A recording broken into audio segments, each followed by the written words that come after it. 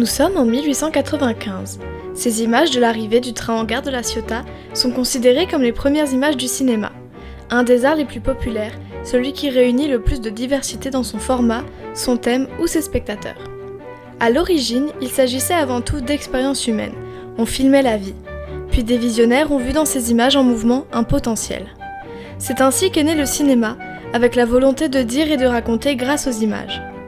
Et petit à petit, cet art a traversé le temps, avec le passage du muet au parlant, puis avec l'avènement de la couleur et l'arrivée du numérique. Aujourd'hui encore, cet art ne cesse d'évoluer et de se réinventer. Le potentiel de création est sans limite. Mais la magie s'est rapidement heurtée à la question de la finance. L'émulation des débuts a cédé la place à un cercle de production pour faire des blockbusters. Il faut descendre bien bas dans le classement box-office pour ne pas tomber sur un reboot, une suite, un spin-off ou des remakes. Car il faut se l'avouer, à partir du moment où des gens étaient prêts à payer pour voir des images bouger, le cinéma a subi un tournant. Ce n'était plus simplement de la création libre d'amateurs passionnés par le 7e art, c'est devenu une industrie, avec des gros studios. Saluons toutefois la création d'une nouvelle branche et d'un nouveau métier. On entend maintenant parler de scénaristes, d'opérateurs prise de vue, de chefs opérateurs, de réalisateurs, d'acteurs, de perchistes et bien d'autres. Le cinéma représente une partie importante de ma vie, puisque sur le plan professionnel, j'ai été directeur de cinéma pendant près de 30 ans. Et en dehors de cette période professionnelle d'activité dans l'exploitation du cinéma, j'étais avant et après critique de cinéma. Et j'ai créé mon propre ciné-club très jeune, en 78. Donc bien avant de prendre en main un cinéma commercial. Le cinéma, par contre, très très jeune, très très tôt, j'ai commencé à y aller quasiment toutes les semaines. Et puis à l'époque, il y avait qu'une seule chaîne de télévision. Et donc, à part le film du dimanche soir, il n'y avait pas de possibilité de voir beaucoup de choses à la télévision. Et donc, on était condamnés, entre guillemets, puisque c'est positif, à aller au cinéma de manière très, très, très régulière. Alors, moi, je pars du principe que le cinéma, depuis toujours, a une seule et unique fonction, celle de divertir. Et je dis ça parce que j'y reviendrai tout à l'heure, notamment par rapport au cinéma américain et au cinéma des années 50, c'est-à-dire le cinéma de mon enfance. Le besoin essentiel, c'est le divertissement. On a besoin de rêves ou de cauchemars, mais on a besoin de se sortir de la vie réelle. Le reproche que je fais au cinéma contemporain, c'est qu'il nous replonge dans les problèmes de la société le plus souvent. Alors, vous allez me dire, mais c'est pas vrai du tout, les blockbusters, les Marvel sont là pour divertir les gens, mais le cinéma qui compte pour la critique, pour les médias, pour la presse, c'est le cinéma qui pose des questions sociétales. Et ça, c'est une nouveauté par rapport au cinéma qui m'enthousiasmait dans mon enfance, où il n'y avait que cette notion d'entertainment, c'est-à-dire de pur divertissement. Alors si pour moi il y a un âge d'or du cinéma, il est vraiment lié évidemment à mon propre parcours. Et donc en général, c'est entre 20 et 30 ans qu'on éprouve les enthousiasmes les plus vifs. Comme j'avais 20 ans au début des années 70, c'est évidemment les années 70 qui pour moi comptent le plus. Ça tombe bien, parce que je considère que c'est dans les années 70 qu'il y a eu l'émergence la plus intéressante de cinéastes qui ont changé beaucoup de choses. Aux États-Unis, c'est ce qu'on appelle le Nouvel Hollywood, et en Europe, il y a le cinéma italien, le cinéma allemand. Il y a vraiment une émergence de cinéastes qui peuvent se permettre de faire et de montrer et de filmer des choses qu'on ne pouvait pas montrer pendant des décennies. Alors évidemment, là-dessus, il y a la révolution sexuelle qui vient se greffer. Aujourd'hui, ça n'existe plus. Il y a toujours évidemment de l'érotisme, de la nudité dans le cinéma, mais elle n'a pas cette fonction, j'allais dire, triviale. Et donc ces années 70 voient l'émergence d'une vraie violence, d'un véritable érotisme. Et évidemment, les cinéastes explosent de tous les côtés, surtout qu'ils deviennent maintenant des auteurs. La politique dite en France d'auteur émerge à ce moment-là. Les cinéastes, souvent, sont leurs propres autoproducteurs, et donc ils ont une liberté d'agir, d'action et de filmer qui est beaucoup plus grande que celle où ils étaient liés par les studios. Évidemment, tout ça se bâtit sur la libération des mœurs qui explose dans les années 60-70.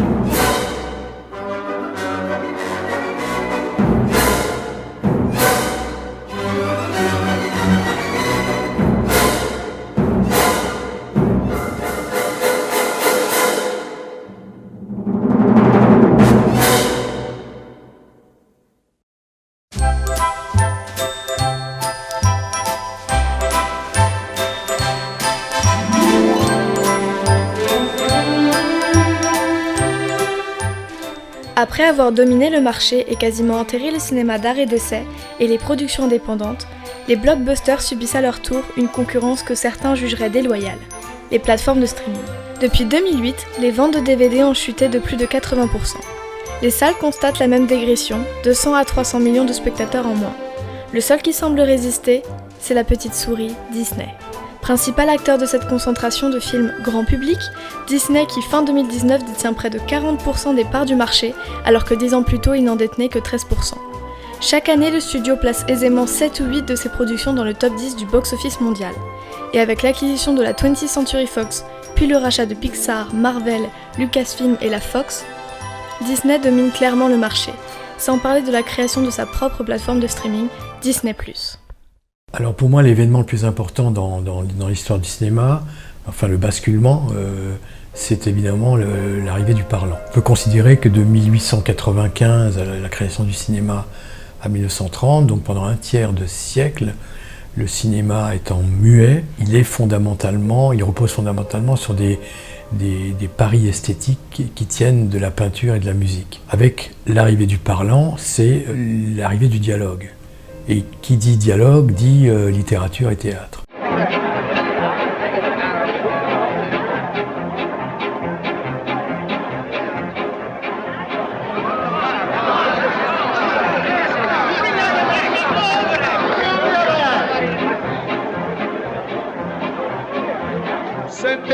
Giusto d'ore, je notre soccofore, je notre citavore, je la tula tilatoire.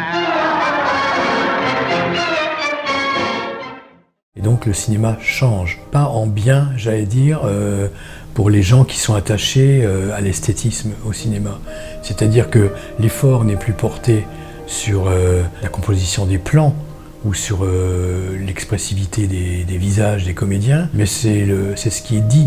C'est ce qui est dit qui devient très très important. Et donc les scénarios, les dialogues racontent des histoires et se rapprochent de la littérature, du journalisme et du théâtre. Il y a moins de sens pictural et ça influe sur les scénarios et sur les propos. On raconte une affaire, une aventure, une histoire, on développe des thèses. C'est ce développement des thèses, des messages qui arrivent dans le cinéma des années 30, 40, 50 qui modifient pour moi considérablement l'essence même du cinéma. Alors des cinéastes qui ont révolutionné l'art cinématographique, je ne peux pas en citer parce que chaque période a les siens. Au temps du cinéma muet, Griffith aux États-Unis fait avancer le cinéma considérablement. Ensuite, il y a les cinéastes russes dans les années 30. Dans les années 50, c'est le cinéma italien, avec le néo-réalisme qui fait bouger les choses, les lignes, comme on dit aujourd'hui. Ensuite, il y a les Français et la nouvelle vague. Et puis, encore une fois, il y a le nouvel Hollywood avec l'émergence de cinéastes, toute la bande, c'est pas péjoratif, hein, la bande des Lucas, des Spielberg, des Coppola, des Scorsese, des Cimino bien sûr, tous ces cinéastes qui ont changé la donne dans la mesure où, encore une fois je me répète, j'ai déjà dit avant, dans la mesure où ces gens-là ont pu s'autoproduire, ils n'étaient plus liés par des projets de producteurs dans le cadre des studios. Pour moi le cinéma subit une baisse de popularité face aux séries, mais évidemment pas en termes de chiffres, puisque le cinéma communique tous les ans pour dire que tout va bien et que les chiffres explosent. Moi je trouve que les paramètres qui sont pris en compte ont changé et le cinéma n'est plus populaire au sens où il l'était dans les années 50. Et le cinéma était divertissant. Encore une fois, je reviens sur cette notion de divertissement, elle est très très importante. Aujourd'hui, comme il n'y a plus de films de genre pour se divertir, je pense que les gens se rabattent sur les séries. Moi, je ne connais pas les séries, et puis j'ai jamais réussi à rentrer dedans, j'arrive pas à jouer le jeu, de m'impliquer dans un feuilleton. J'arrive pas à jouer ce jeu-là. Mais je suppose qu'il y a une esthétique et une problématique de type entertainment. Encore une fois, je trouve que c'est lié à la mort du cinéma de genre. Il n'y a plus de western, il n'y a plus de films de guerre, il n'y a plus de films de KPDP, des films historiques, des films en costume, des biopics d'empereurs ou de rois ou de reines. Tout ça a quasiment disparu. Il y en a de temps en temps, évidemment. Il y a un western ou il y a un péplum par an, mais ça n'a rien à voir avec la consommation régulière et hebdomadaire qui existait dans les années 50-60, où tous les samedis, tous les dimanches, on allait voir un film de guerre, un péplum ou un western. C'était enthousiasmant, c'était des films de héros. On nous met des leçons de morale dans tout. Dans tout, il faut que ce soit moralisateur. Pas moralisant, c'est moralisateur. On nous dit comment penser les choses. Et c'est pour ça que j'aime moins le cinéma contemporain que le cinéma de ces années 50, 60, 80. Et pourquoi les blockbusters, les Marvel et les séries marchent? Parce que c'est le dernier stade, le dernier lieu où il y a encore des héros. C'est pas dans les films à essai qu'il y a des héros. On est bien d'accord.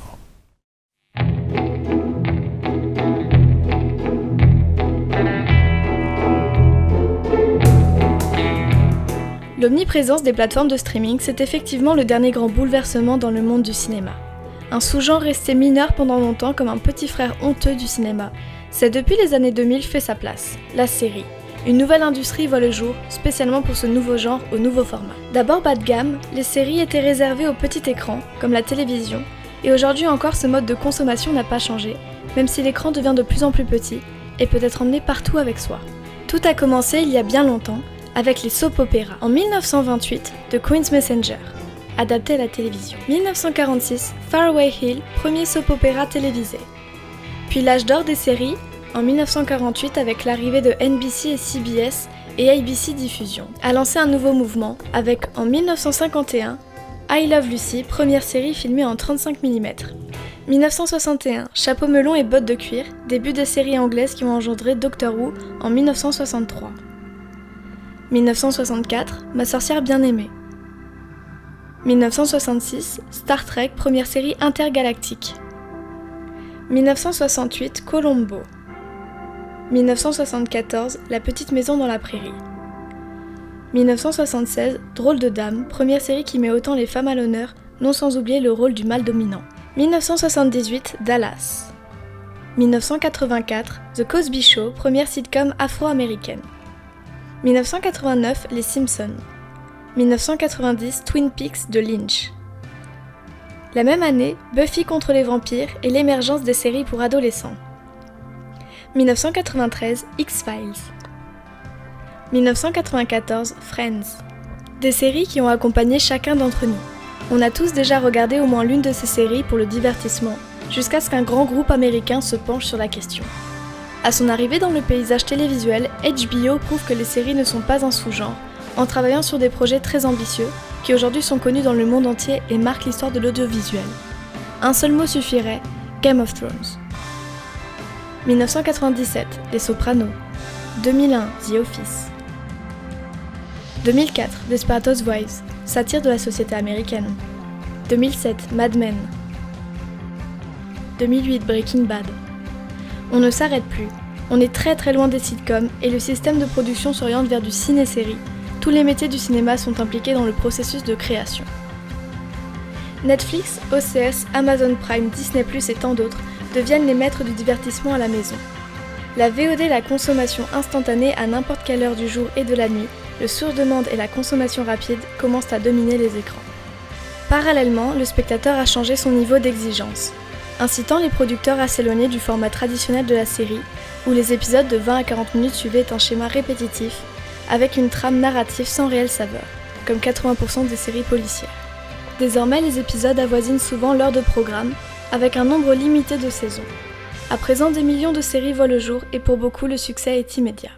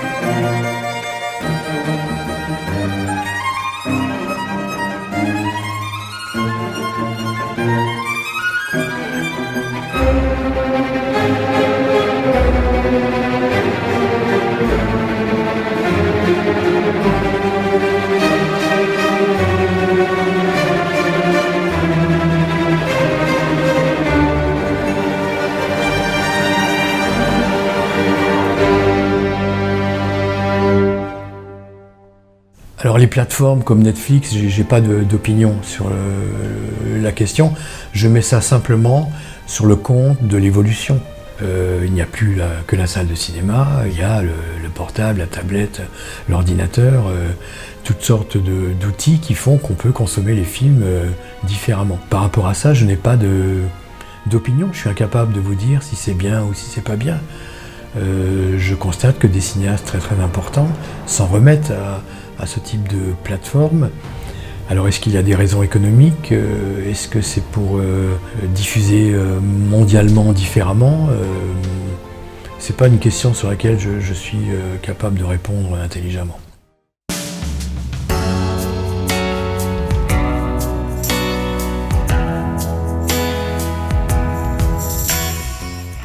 De mon point de vue, pour l'instant, je dis bien pour l'instant, les films se voient au cinéma et les séries se regardent à la télévision. Mais rien ne dit que ça ne va pas changer. Moi, je vois assez bien les séries finir quand même par arriver dans les salles de cinéma, au même titre de tout ce qu'on appelle le hors-film, au même titre que le sport, les théâtres, les conférences, les opéras. Ce qui serait l'occasion, justement, d'établir des rendez-vous. C'est peut-être moi qui suis complètement old school, quoi. Puisque, je le disais avant, notre manière de consommer le cinéma dans les années 50-60 avait quelque chose de la série, puisqu'on y allait toujours le même jour de la semaine, à la même heure, voire à peu près les mêmes choses. Donc il y avait ce côté sériel, finalement, qui était caché. Moi, ce qui me gêne dans les séries, de ce que je sais, mais encore une fois, je n'en regarde pas, c'est plutôt le formatage sur le plan technique, mais peut-être que je me trompe. Le jour où il y aura une série muette en noir et blanc, je la regarderai. Il faudra que les cinéastes fassent preuve de créativité pour se surpasser et se démarquer, afin que chacun retrouve le plaisir de s'immerger dans les salles obscures. Quitte à jouer le jeu des séries, pourquoi pas.